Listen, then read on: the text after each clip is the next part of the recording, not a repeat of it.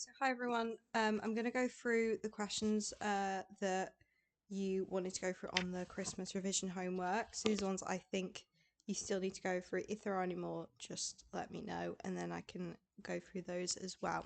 So I think first of all we wanted to look at this differentiation question 2, or someone did. So we have a curve as that equation. We want to simplify and find expressions for dy by dx and dy by dx squared. So for this one here, we are going to have to use the product rule to differentiate that. So when we're using the product rule, so we're going to have our f of x, we're going to have our differentiated form of f of x, and then we're going to have g of x and our differentiated form of g of x. And remember, if you get this, if it's product rule, quotient rule, it will be fine. So, and you can use these for both. So f of x is just x, and then differentiate that, it's just 1. And then g of x is e to the minus 2x, and I've not left myself enough space to really write there. The derivative of g of x will be minus 2e to the minus 2x there. So I don't know why my pen is not drawing properly. Minus 2e to the minus 2x there. Won't let me do that. There we go. Minus 2e to the minus 2x.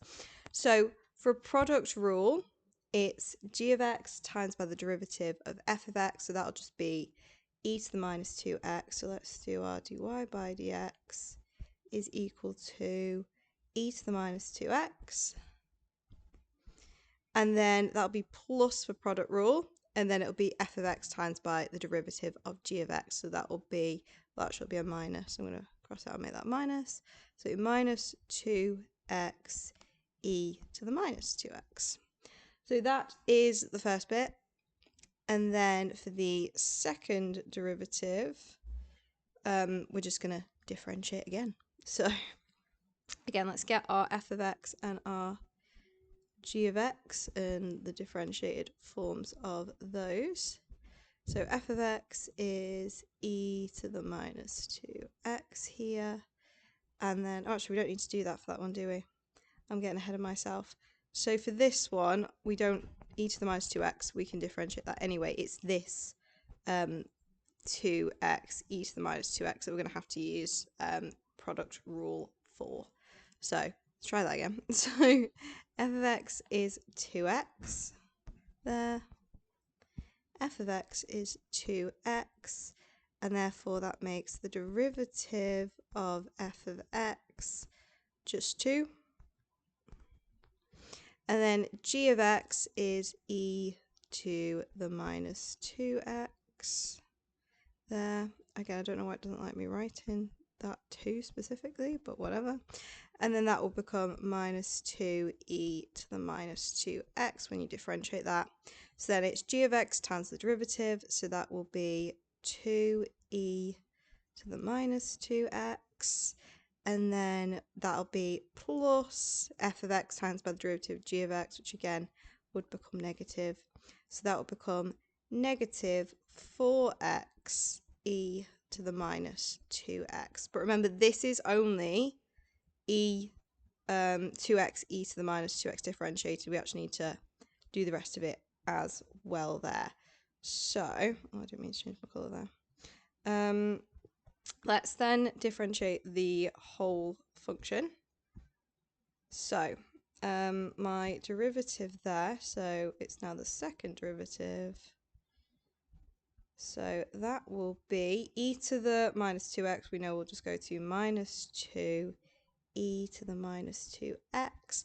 And it's minus everything in that yellow bubble there, because remember it's minus 2 e to the minus 2x. We just differentiated 2x e to the minus 2x. So it'll be minus all of that.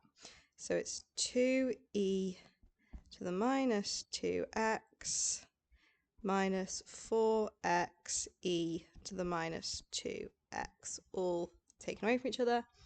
And then we can simplify that, can't we? So that will become, we've got a minus 2e to the minus 2x and another minus 2e to the minus 2x. So that will become minus 4e to the minus 2x. And then we're going to have a minus, or it'll be a plus 4x, won't it? It's minus minus, plus 4x e to the minus 2x. So that is the second derivative.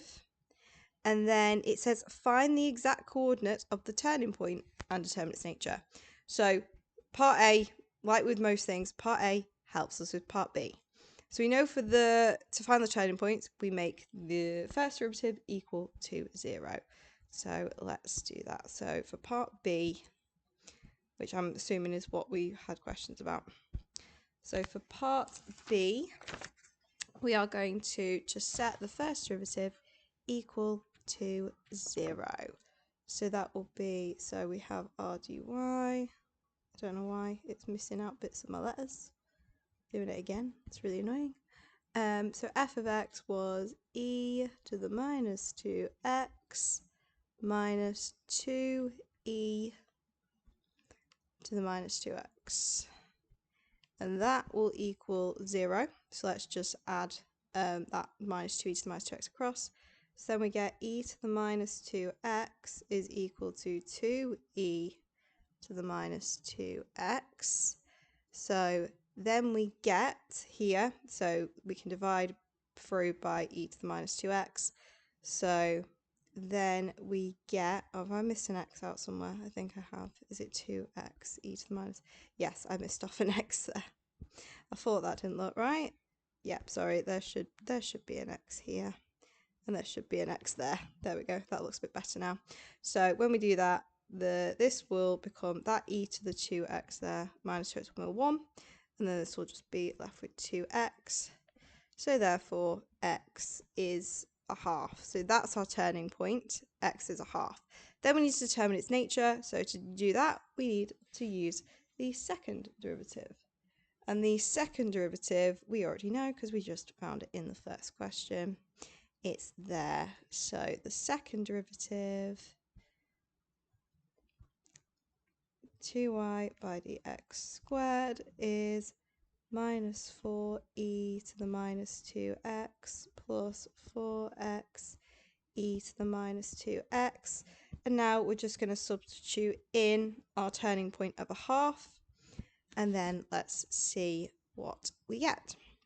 So it's going to be minus 4. There's my pen. There it is. So minus 4e to the minus 2x. That's just going to be to the minus 1. When we do that, because minus 2 times by a half is going to be minus 1. Plus 4 times by a half, so that'll leave me with 2. And then again, e to the minus 2x will leave me with e to the minus 1. So that whole thing there becomes minus 4 over e plus 2 over e. And now we need to think, is that going to be positive or negative? Well, it's going to be negative, isn't it? Because it will become minus 2 over e. Remember, if it's negative, that means the gradient is decreasing. So if we just think about in what situation is the gradient going to be decreasing, a maximum or a minimum? And it's going to be a maximum if we think about it, because the gradient is here, it's positive, and it slowly gets the gradient gets less steep, becomes 0, and then becomes negative. So that is a maximum point. So as d2y by dx squared is less than 0, it is a maximum point. And we need to find the, I realise we haven't actually found the y coordinate, have we? So to find the y coordinate, we just put it back in to the original equation. So we know it's a maximum point. We know its x coordinate is a half, so let's just put that into the original equation. So the original equation was y is equal to x e to the minus 2x. And then just put half in there. So y is equal to a half e to the minus 1. So that'll just be 1 over 2e. So therefore, our coordinate is a half 1 over 2e. And we know that's a maximum point. So that's the first question done.